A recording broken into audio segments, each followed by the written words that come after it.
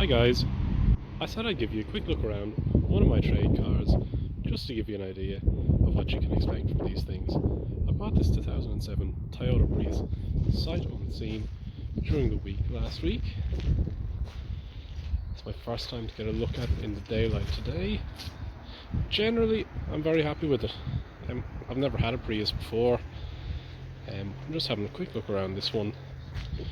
I'll just give you a bit of an idea of what I can see, what I can spot, what I think is good, what's bad, and what we need to have a look at. So generally it looks in pretty good condition, or at least that's what I thought anyway.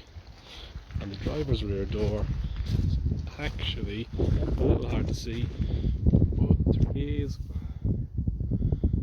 a bit of a scratch, a bit of a mark. Honestly, I'm not too worried about that. It's not too obvious. The car is 14 years old, so you know, it's honest, it's a bit of character maybe. We won't be doing anything with that. Aside from that, the bodywork is very nice, very straight. It's all its original hubcaps. Some of them have a few little scratches and scrapes, but nothing too serious. Overall, very pleased with it on the outside.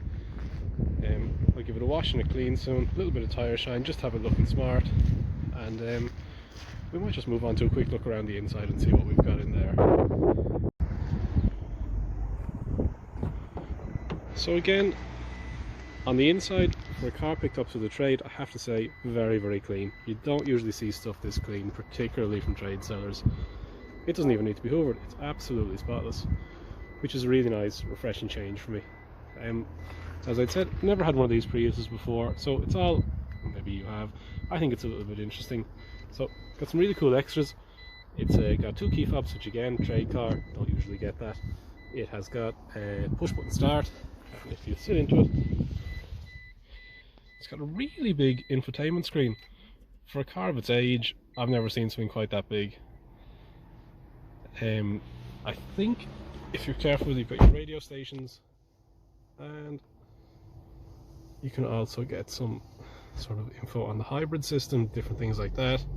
Oh, you can just hear the engine coming back in there. And a nice little digital display up here, very similar to what you see in sort of the Mark 1 Yaris and different Toyotas from that era. So obviously this car is automatic, very low mileage, well, what I would consider to be a low mileage for the age of the car, 168,000 kilometers. The interior, like I said, absolutely spotless. No marks, no rips, not even really dirty, which is really good. So just have a quick look in the glove box. Got a full set of manuals, and what I love to find in any car, which you don't always find, is the service book itself. But more importantly than that, if I can get us to the right page, it does actually have a full service history from a main dealer, which is really good. Sorry guys, I cannot get the page open. So there we are, fully stamped book, service a year every year since the car was new. Absolutely fantastic from a resale point of view. People like to see a full service history, understandably. Obviously we've 168k on the car at the moment. It's not due another service on 180,000 kilometers for August next year, so it's a really good selling point as far as I'm concerned. Just looking through the rest of the car, just some interesting little things.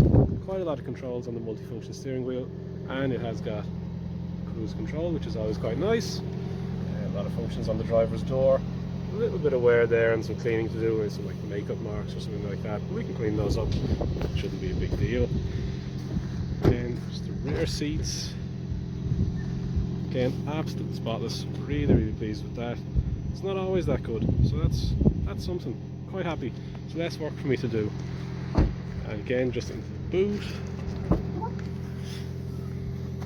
I'm surprised by how big this boot is, considering it's a hybrid.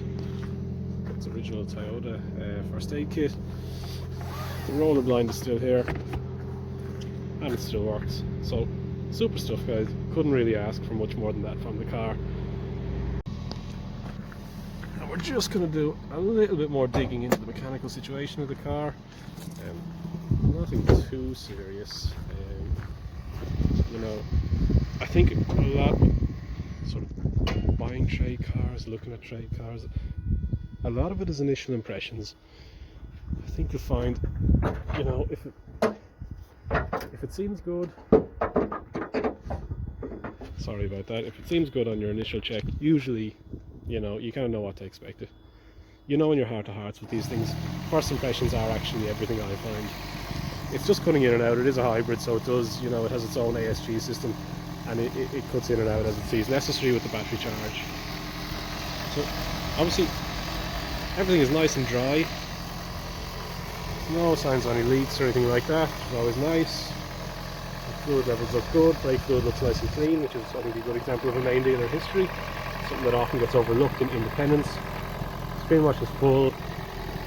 Coolant for the hybrid system looks nice and full. It's a little hard to see on the camera, but the engine coolant is nice and full. There's no signs of any leaks. It's always nice to see a clean, dry engine. It's also nice to see a dusty engine, I find. If you see the dust, you know no one's been in there, no one's been upsetting it, no one's been working on it recently. You know, if you come in, you find an engine bay that looks too clean, I often find, generally speaking, there's possibly something to hide. You'd be a bit more wary of it. This car with a main dealer history and a nice dry engine bay, you know, I think you can kind of expect that things will likely be okay. And just a quick look, for example, the colour of the engine oil, it's absolutely spotless. It's kind of a nice honey brown colour. In a petrol engine like this, you don't want to see engine oil, and it's too dark. A nice clear oil like that is a sign of a well-maintained engine. The only other thing we can really tell, having looked at the brakes and having looked at the wheels and tyres, brakes, the front brake discs, look nice and clean. There is no lip on them, which is always nice. It's kind of hard to see through there, but the depth of the pad is still quite good as well. So the front brake pads and discs do look quite good. Moving on to the back, generally are a little worse. You can see the rear discs. They're not great, quite frankly. You can see this nice clean contact patch here, but this rusted area at the bottom, this rusted area at the top is not something that you would usually, you know, that you would like to see. The disc is a little worn. Some of the rear brake pads do look a little thinner. Still some meat left on them. They're perfectly serviceable, but it is something that we might look at changing on this car, because they're not, they look a little bit past their best. Probably still functional, but not what they could be. The only other issue I notice on this car, and the first time I've seen it I think on a modern-ish Toyota, there's a little rust bubble on the end of the sill here on the passenger side. You know, you used to see that on Toyotas 20 years ago, because you used to see it on everything 20 years ago. A little more unusual on a modern car. The rest of the sill looks pretty clean. It's not soft to the touch, it's quite hard, and it doesn't look like there's any holes, any damage to the sill, so you might try and clean that up a little and just protect it. And just on the opposite side, this one looks much cleaner, there's no damage whatsoever, which is really reassuring. Other than that, I think that's pretty much the car as it stands for the moment. I'm going to have a look at patching up that exhaust, see what I can do there. We're going to run it through the NCT later on in the week, like I said.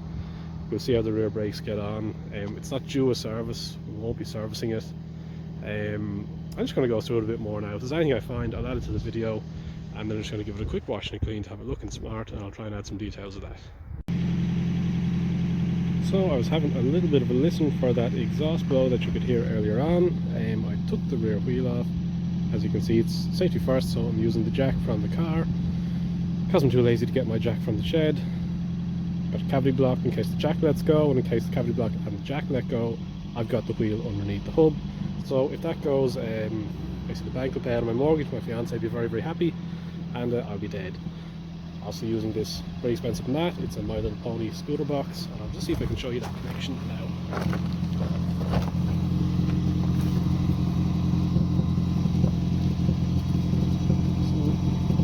This guy here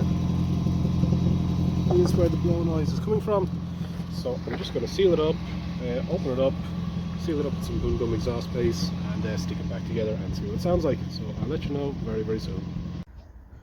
So it's definitely getting dark, it's definitely getting cold, and we'll just give it a start and have a listen to it now, but I think it's pretty sweet.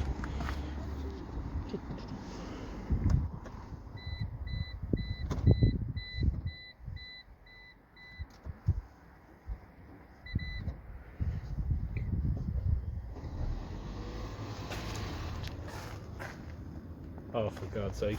Because it's a hybrid, it's not going to run, is it? If I give it a little rev, perhaps. It's a little rev. You're just going to have to take my word for it because I've no idea how to make it idle when it doesn't want to.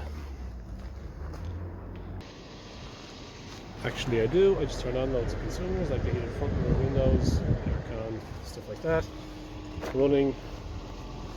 And now you're definitely not going to see it. It's very nice and quiet. So that's it for now. It's absolutely pitch dark. It is freezing cold. I've parked the Prius up. As you can probably hear, it is ticking over. There's no more blow from the exhaust, so I'm really happy. That was such a nice simple fix. There's a couple of other cars you might see soon.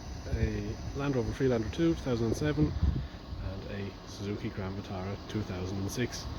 So I'm going to turn off the Prius, go in, have a nice warm cup of tea, and I suppose I will update you when I get some feedback from the NCT. See ya!